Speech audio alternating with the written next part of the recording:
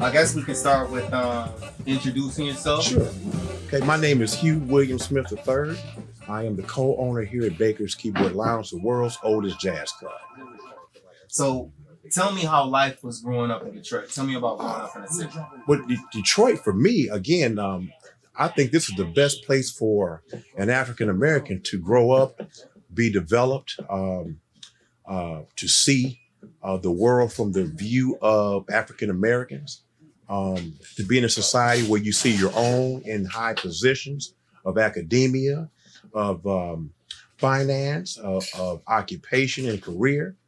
I embraced Detroit because I was embraced by Detroit. I happened to be a tall young man all my life and played basketball my whole life. So basketball was a vehicle to get me into schools. And from there, went all over the world and came back here to celebrate my life with, again, Detroiters, who I love the most.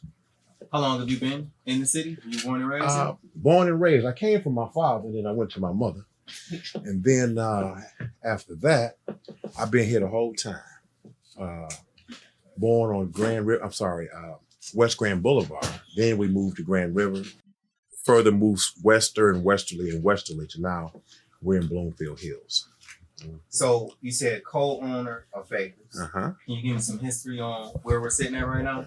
Well, this brick and mortar place is it's a dream and a blessing for me. I came in here at 17 years old from Henry Ford High School. I was a music lover. After I would leave practice, I would always go to the place called Axel's, where live music was played on 8 Mile. And I was so infatuated with live music that I would always talk to the band. And they said to me that, listen, if you really want to hear some real music, you want to go to Baker's Keyboard Lounge. And so I took the 8 Mile bus about 7 o'clock at night. I was about his age, 16 years old. Took the bus, came right here to the door. The owner was a white man. His name was Clarence Baker. He said, listen, son, do you have ID? I said, no, I'm a high school student. I was told by Norma Jean Bell to come down here and listen to some good music. He said, do you have any money? I said, not really. He said, do you have enough to buy a Coca-Cola? Because that's all you can purchase here. And I said, yes, I do. He sat me down in the first booth right there. And on the stage was a person named Earl Clue and Perry Hughes. And from that moment, I've been in love with this place since 16 years old. And so fast forward, I'm coming back from Europe from playing basketball, and I'm on a plane with a guy, a mentor of mine. He tells me he's going to go to Bomax, go to Baker's, and I could join him. This is on the plane coming back from Spain. And his name was Teddy Harris. Come to find out on this plane trip, he's my godfather. And as he's showing me around the neighborhood of bars with jazz music, we end up here at Baker's Keyboard Lounge, where he's a celebrity because he's one of the best musicians in town and in the country. Little did I know who I'm walking with. So as we enter this building, it was like celebrities walked in. Not me, but him. But I'm just with him. And so every time I walked into this building, it was like God connecting dots for me my whole life about this particular place. And so when I began to get married or thought I had my eyes on marriage, my wife said, listen, where do you work? I said, I don't work. I said, I have residual money. She said, my daddy is not going to listen to that. He's going to want you to tell him you have a job. So because of her, I asked the owners of the place I frequented the most, could you give me a straw man job so that I could say I work here? They refused. They laughed at me. I said, you don't need any money, man. You don't need a job. I said, no, I work for nothing. Don't pay me anything, but let me work. If you think I've earned some money, then pay me.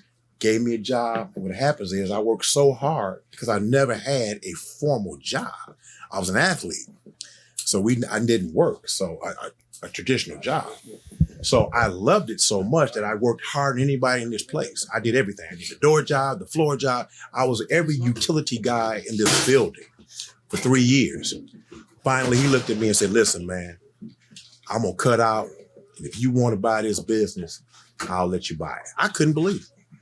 I said, there's no way.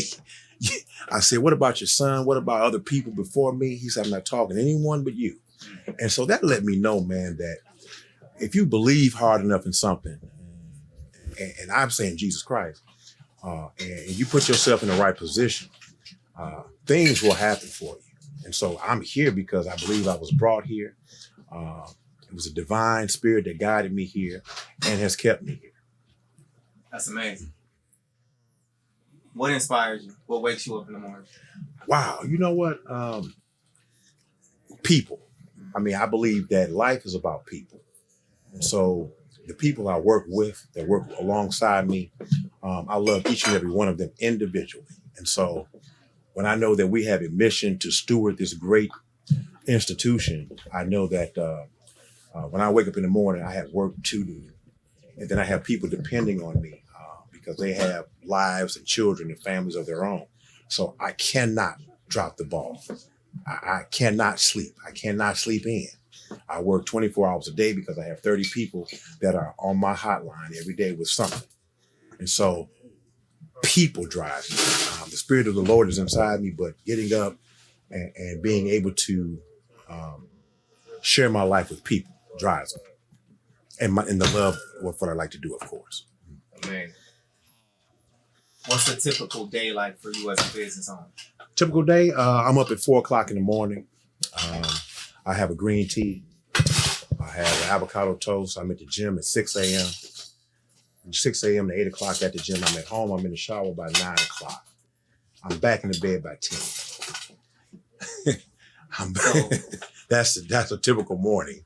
Baker's is known for the music, right? But the food is also insane. So you gotta tell us what's on the menu, who comes up with the food. Tell me about the cook. Yeah, well, the food was inspired by a lady named Juanita. She owned another soul food restaurant here in Detroit.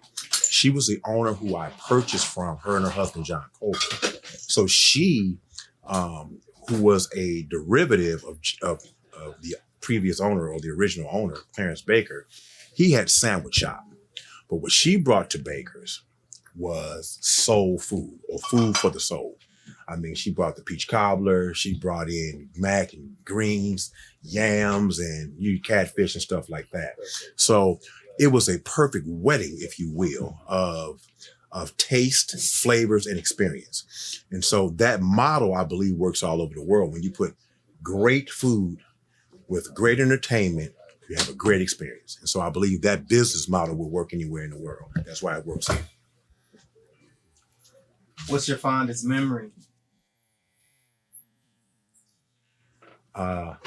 Fondest memory.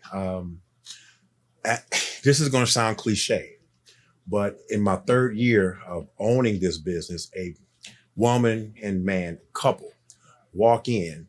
They are about, I'm going to give them 90 years old. They have a top hat and tails. She has on a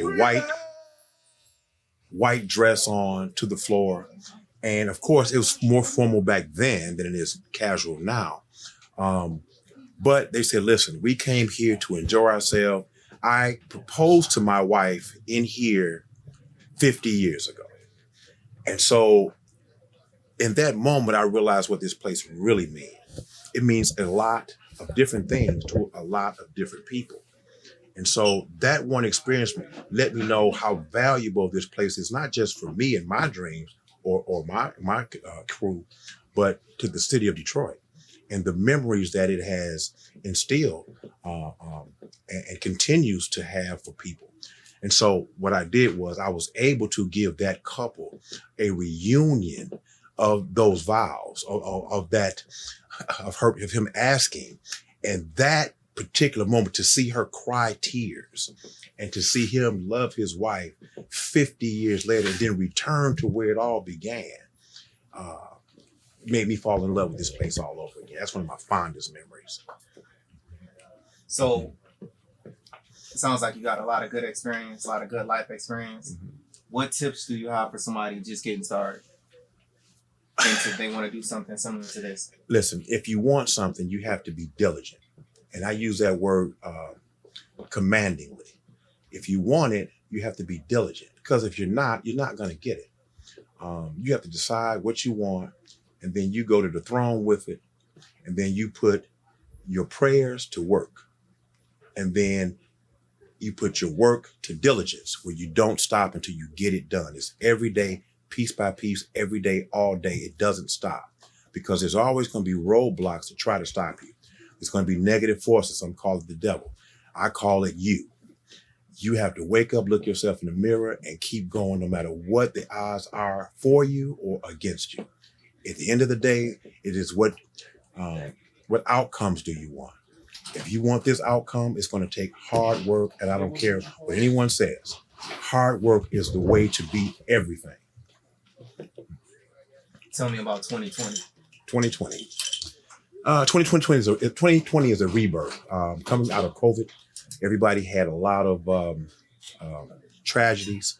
The world changed, and so we're now digging ourselves out. So 2020 is kind of a rebirth, a phoenix coming out of the fire, trying to say, listen, who are we now? What is this new normal?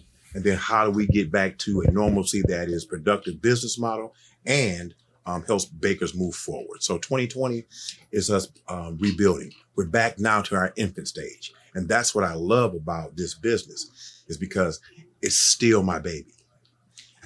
Before, it was growing up. And sometimes when kids get older, you start to say, wow, the baby's getting older. It doesn't need me anymore. But now, because of COVID, I have a baby again that needs me, and I love it. Awesome. So how does a person get the opportunity to make it to that stage in there? You have to be the best musician on the planet. You have to put in hours of work, dedication. You have to have the support and help of peers in the musical field, because you can't get on that stage unless somebody has raised and groomed you to be the best you can be. And then even then, there's a push. So what I try to hire on that stage is the best I can find. Ralph Armstrong, Galen McKinney, and others grace our stage now, and they are the best of the best. So that is my calling, is to make sure that whenever I present something on the stage, it is absolutely the best I can find. What does Bakers look like 20 years from now? 20 years from now, Bakers will be streamed online. It won't be just about brick and mortar. It's about bringing that total experience to the world, also encapsulating all those experiences, downloading those music so that the world can receive those live shows via live stream from here to Timbuktu. And that's not a cliche. Amazing.